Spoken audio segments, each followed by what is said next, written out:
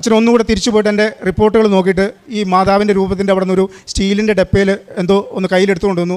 എൻ്റെ ഷർട്ടിൻ്റെ ഉള്ളിലൂടെ കൈയിട്ടിട്ട് എനിക്കിവിടെ ശരിക്കും വേദന എടുക്കും. ആ സമയത്ത് ഞാൻ ഈ മുട്ടയിൽ നിന്നിട്ടാണ് തോന്നുന്നു, ഈ കൂമ്പിൻ്റെ തൊട്ട് താഴെയായിട്ട് ആ കൃത്യം അവിടെ തന്നെ അച്ഛൻ പിടിച്ചിട്ട് 2-3 വട്ടം ഇങ്ങനെ കൈ കറക്കിയിട്ട് പറഞ്ഞു, 41 ദിവസം കഴിയുമ്പോൾ വന്ന് സാക്ഷ്യം പറയണം. പരിശുദ്ധ മാതാവിനും ഈശോയ്ക്കും സ്തുതി. എൻ്റെ പേര് സുഭാഷ്, മൂവാറ്റുപുഴയിൽ നിന്നാണ് വരുന്നത്. പരിശുദ്ധ മാതാവിൻ്റെ സന്നിധിയിൽ നിന്ന് എനിക്ക് ലഭിച്ച ഒരു അത്ഭുത സൗഖ്യത്തെക്കുറിച്ച് പറയാനാണ് ഞാൻ ആഗ്രഹിക്കുന്നത്. 2023 സെപ്റ്റംബർ മാസം ആദ്യ വാരത്തിൽ എനിക്ക് ശാരീരികമായ വല്ലാതെ അസ്വസ്ഥതയും വയറ് കമ്പിക്കലും വയറുവേദനയും അങ്ങനെ അസ്വസ്ഥതകളായിട്ട് ഹോസ്പിറ്റലിൽ പോയി. അവിടെ നിന്ന് 1-2 ടെസ്റ്റുകൾ ചെയ്തു. കുറച്ച് കഴിഞ്ഞപ്പോൾ പിറ്റേ ദിവസം എന്നോട് ചെല്ലാൻ പറഞ്ഞു. ചെന്ന് കഴിഞ്ഞപ്പോൾ അൾട്രാസൗണ്ട് സ്കാൻ ചെയ്യണമെന്ന് പറഞ്ഞു. സ്കാൻ ചെയ്ത് റിപ്പോർട്ട് കണ്ടു കഴിഞ്ഞപ്പോൾ അവർ പറഞ്ഞു, നാളെ ഭക്ഷണമൊന്നും കഴിക്കാതെ വരിക, ഒരു CT എടുക്കണമെന്ന് പറഞ്ഞു. പിറ്റേ ദിവസം പോയിട്ട് CT എടുത്തു. CT എടുത്തപ്പോൾ എൻ്റെ കൂടെ ഉണ്ടായിരുന്നത് എൻ്റെ ഒരു സുഹൃത്തായിരുന്നു. അപ്പോൾ എന്നോട് പറഞ്ഞു, ഇയാൾ കുറച്ച് നേരം വെളിയിലിരിക്കാൻ പറഞ്ഞു. ഞാൻ വെളിയിലേക്ക് ഇറങ്ങിപ്പോയി. 5 മിനിറ്റ് കഴിഞ്ഞപ്പോൾ എൻ്റെ സുഹൃത്ത് പുറത്തേക്ക് ഇറങ്ങി വന്നു. അവൻ കരയുന്നുണ്ടായിരുന്നു. അപ്പോൾ ഞാൻ അവനോട് ചോദിച്ചു, എന്നോട് പ്രശ്നം എന്ന് ചോദിച്ചു. അപ്പോൾ പറഞ്ഞില്ല, കുഴപ്പമില്ല നമുക്ക് ശരിയാക്കാമെന്ന് പറഞ്ഞു. ഞാൻ പിടിച്ചിരുത്തിയിട്ട് പറഞ്ഞു, എന്താണെങ്കിലും എന്നോട് പറഞ്ഞോളാൻ പറഞ്ഞു. അപ്പോൾ ക്യാൻസറിൻ്റെ ചെറിയൊരു ആരംഭം പോലെ ഉണ്ടെന്നാണ് പറഞ്ഞത്, ഒരു ഓങ്കോളജിസ്റ്റിനെ കാണണം ചേട്ടാന്ന് പറഞ്ഞു. അങ്ങനെ ഞങ്ങൾ അവിടുന്ന് മറ്റൊരു ഹോസ്പിറ്റലിലേക്ക് പോയി. ഞാൻ എൻ്റെ വീട്ടിലേക്ക് പറഞ്ഞില്ല, പക്ഷേ മറ്റ് 2-3 സുഹൃത്തുക്കളെ വിളിച്ചു വരുത്തി. അങ്ങനെ കുറച്ചുകൂടെ ഭേദപ്പെട്ട ഒരു ഹോസ്പിറ്റലിൽ നല്ല ഡോക്ടർ ഓങ്കോളജിസ്റ്റിനെ കാണാനായിട്ട് പോയി. അവിടെ ചെന്ന് കയറി ഇരുന്നപ്പോൾ തന്നെ അയാൾ ചോദിച്ചു, ആരാണ് പേഷ്യൻ്റ് എന്ന് ചോദിച്ചു. അപ്പോൾ ഞാൻ പറഞ്ഞു, ഞാനാണ്.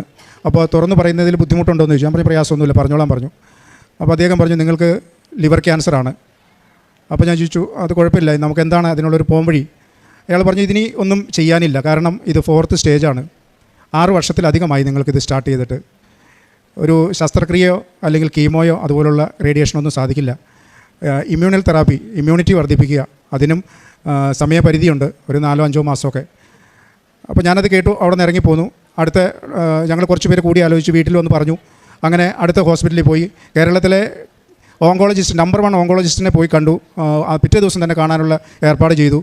അവരും ഇതേ മറുപടി തന്നെയാണ് പറഞ്ഞത്, നിങ്ങൾ കുറേ വൈകിപ്പോയി, ഈ അവസ്ഥയിലൊന്നും ചെയ്യാൻ കഴിയില്ല, പിന്നെ കരളായതുകൊണ്ട് ഈ പറയുന്ന പോലെ റേഡിയേഷനൊന്നും അങ്ങനെ സാധ്യമല്ല എന്ന് പറഞ്ഞു. പക്ഷേ ഞാൻ ആ മറുപടി കൊണ്ടൊന്നും തൃപ്തനായില്ല. ഞാൻ അവരോട് പറഞ്ഞു, നമുക്ക് എന്തെങ്കിലും ചെയ്യാൻ സാധിക്കുമെങ്കിൽ ചെയ്യാം എന്ന് പറഞ്ഞു.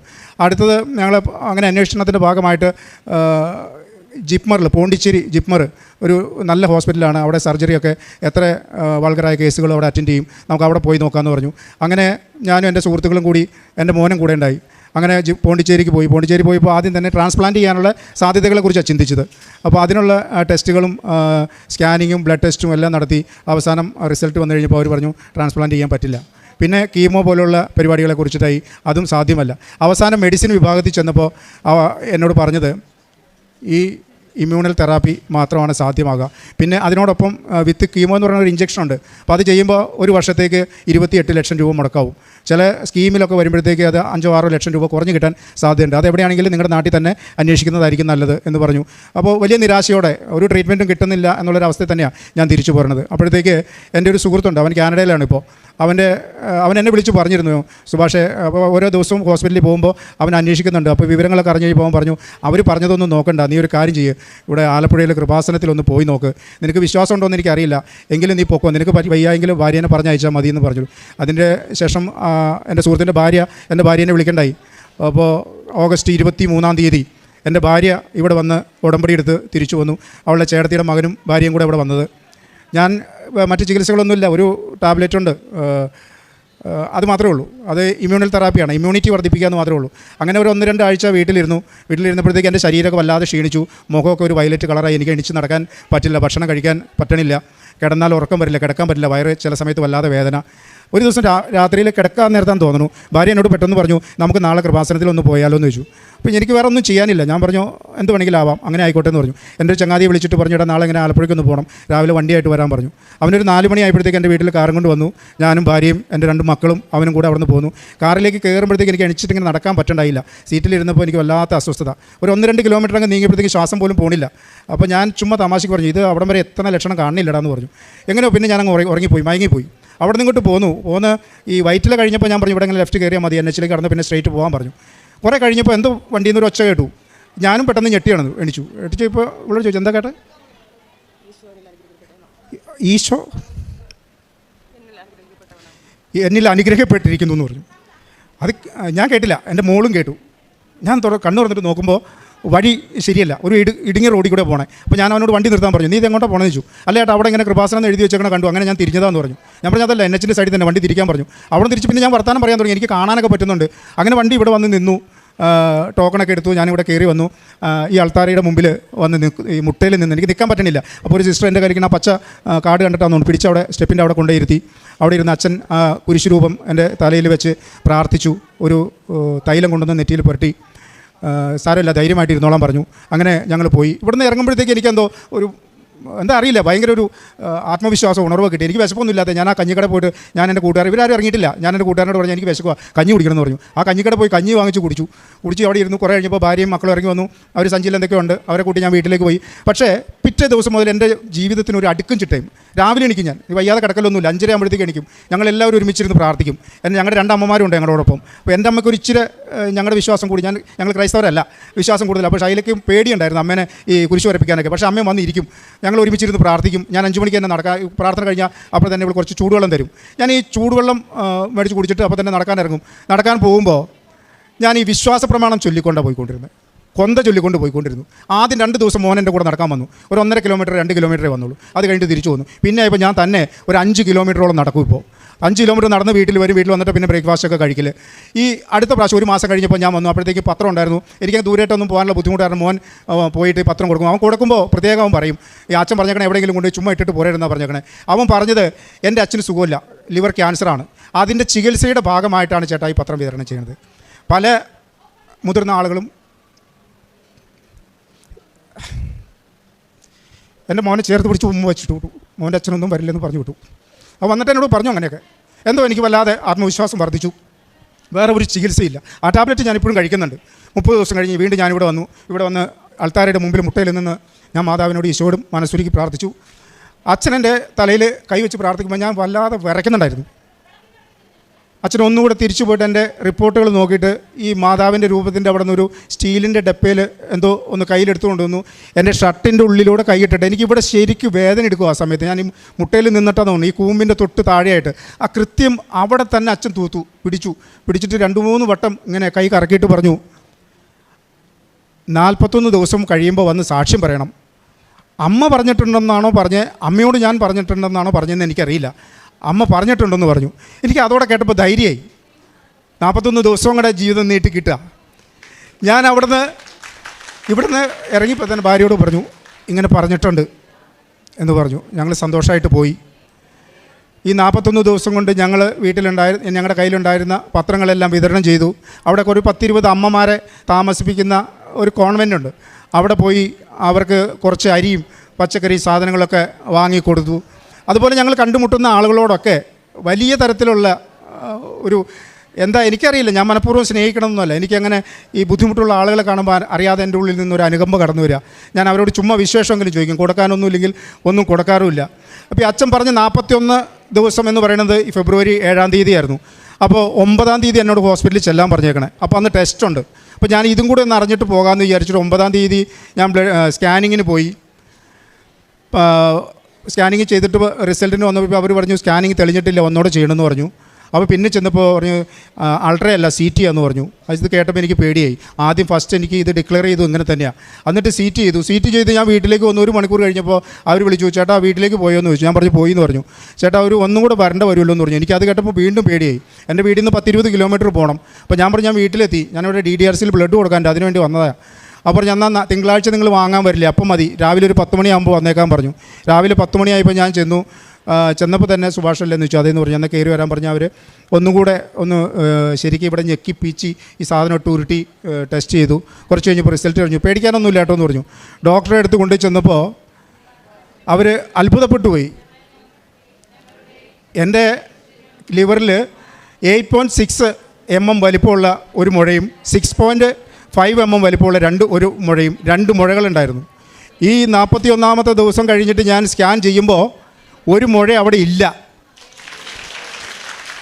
ആ സംശയം തീർക്കാനാണ് അവരെന്നെ CTക്ക് വിട്ടത്. CTയിലും കാണണില്ല. അതുകൊണ്ട് 2ാമത് വിളിച്ചു. ഉണ്ടായിരുന്ന ഒരു സാധനം ഇല്ലെന്ന് പറയാൻ അവർക്ക് മടി, കാരണം തെറ്റായി പോയെങ്കിലോ എന്ന് വിചാരിച്ചിട്ട്. വീണ്ടും തിങ്കളാഴ്ച രാവിലെ ഞാൻ ചെന്നപ്പോൾ ഒന്നോടെ പരിശോധിച്ച് പറഞ്ഞു, ചേട്ടാ ഇങ്ങനെ ഒരു 6.5 mm വലിപ്പമുള്ളൊരു മുഴ കാണിക്കുന്നുണ്ട്, അത് സ്കാനിങ്ങിൽ കിട്ടുന്നില്ല, അതൊന്ന് ക്ലിയർ ചെയ്യാൻ വേണ്ടി ചേട്ടനോട് വീണ്ടും വരാൻ പറഞ്ഞത്. അതില്ല എന്ന് ഞങ്ങൾ ഉറപ്പിച്ചു. പിന്നെ 8.5 ഉണ്ടായിരുന്ന മുഴ 3.5 ആയിട്ട് ചുരുങ്ങിയിട്ടുണ്ട്. ഞാൻ ഇവിടെ വരുമ്പോൾ എൻ്റെ AFP count, alpha protein count എന്ന് പറയും, ഈ ക്യാൻസർ രോഗികളുടെ ബ്ലഡിലുള്ളൊരു സാധനമാണ്, 41,000 ആയിരുന്നു. ഈ കഴിഞ്ഞ മാസം ഞങ്ങൾ ടെസ്റ്റ് ചെയ്യുമ്പോൾ 374 ചുരുങ്ങി. 5 മുതൽ 10 വരെയാണ് നോർമൽ സ്റ്റേജ്. ഈ മാസം നോക്കിയിട്ടില്ല, അടുത്ത മാസം അതായത് മാർച്ച് 11-ാം തീയതി ചെല്ലുമ്പോൾ ഈ കൗണ്ടും കൂടെ നോക്കിയിട്ട് വരാൻ പറഞ്ഞിട്ടുണ്ട്.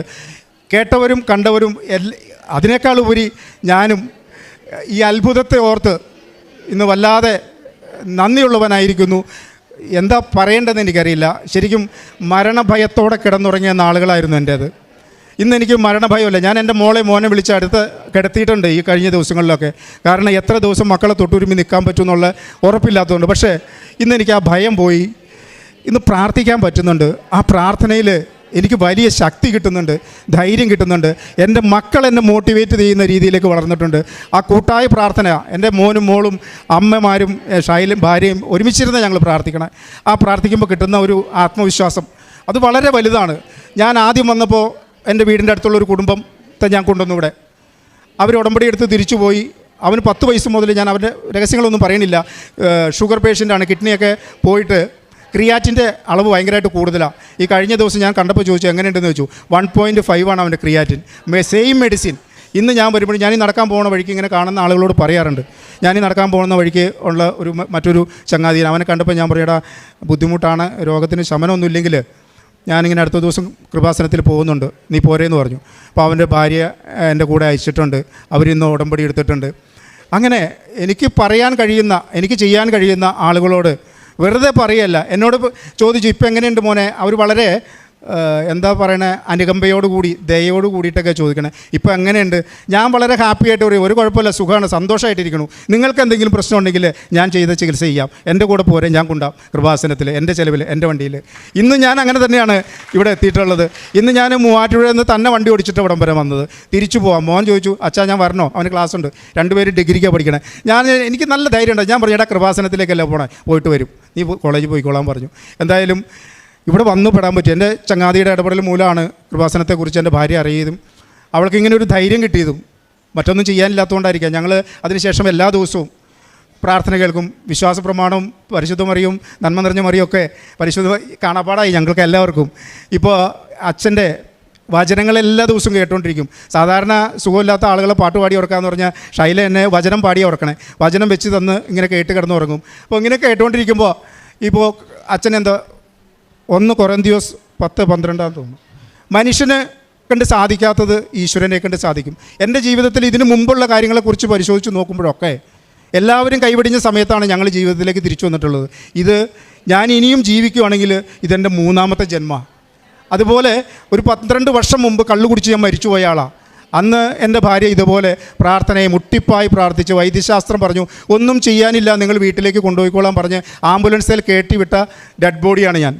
അവിടെ നിന്ന് ജനിച്ച് ജീവിച്ച് ജീവിതത്തിലേക്ക് തിരിച്ചു വന്നതാണ്. അന്ന് തൊടുപുഴയിലുള്ള പ്രത്യാശ എന്ന് പറഞ്ഞ ഒരു സ്ഥാപനത്തിൽ പോയിട്ട് ചികിത്സ എടുത്താൽ അവിടെയും ഒരു ആൾത്താരയുണ്ട്, ഒരു ഗിരോട്ടോയുണ്ട് മാതാവിൻ്റെ. അവിടെ മുട്ടിപ്പായി പ്രാർത്ഥിച്ചിട്ടാണ്. പക്ഷേ എത്രത്തോളം ഞാനത് ഫോളോ ചെയ്തു എന്നുള്ള കാര്യത്തിന് എനിക്ക് സംശയമുണ്ട്.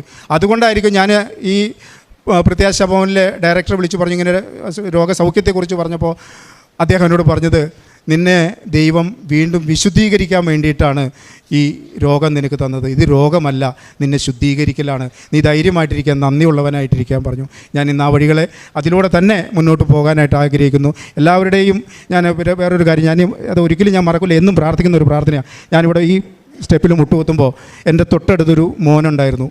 അവൻ എപ്പോഴും ചുമച്ചുകൊണ്ടിരിക്കുക, ബ്ലാഡറിൽ ശ്വാസകോശത്തിൽ അണുക്കളാണെന്ന് പറഞ്ഞ്. ഞാനിവിടുന്ന് എണിച്ചു കഴിഞ്ഞപ്പോൾ പിന്നെ എൻ്റെ പ്രാർത്ഥന മുഴുവൻ ആ മകന് വേണ്ടിയിട്ടായിരുന്നു. ഇന്നും ഞങ്ങൾ പ്രാർത്ഥിക്കുമ്പോൾ ആ മോനെ ഓർത്ത് പ്രാർത്ഥിക്കാറുണ്ട്, എന്നെ അമ്മ രക്ഷിച്ചതുപോലെ ആ മോനെയും രക്ഷിക്കണേ. അങ്ങനെ മറ്റുള്ളവർക്ക് വേണ്ടിയും പ്രാർത്ഥിക്കാനായിട്ടുള്ള ഒരു മനസ്സ് ഈശ്വരൻ ദൈവം എനിക്ക് തന്നിട്ടുണ്ട്. എല്ലാവർക്കും അതുപോലെ തന്നെ ഈ മാതാവിൻ്റെയും ദൈവത്തിൻ്റെയും കൃപ ധാരാളമായിട്ട് നമുക്ക് എല്ലാവർക്കും ലഭിക്കട്ടെ എന്ന് പ്രാർത്ഥിക്കുന്നു. അതോടൊപ്പം തന്നെ ഈ ഈശോയ്ക്കും പരിശുദ്ധ മാതാവിനും എൻ്റെ എൻ്റെ ജന്മം ഞാൻ ഇനി അങ്ങോട്ട് സമർപ്പിക്കുകയാണ്.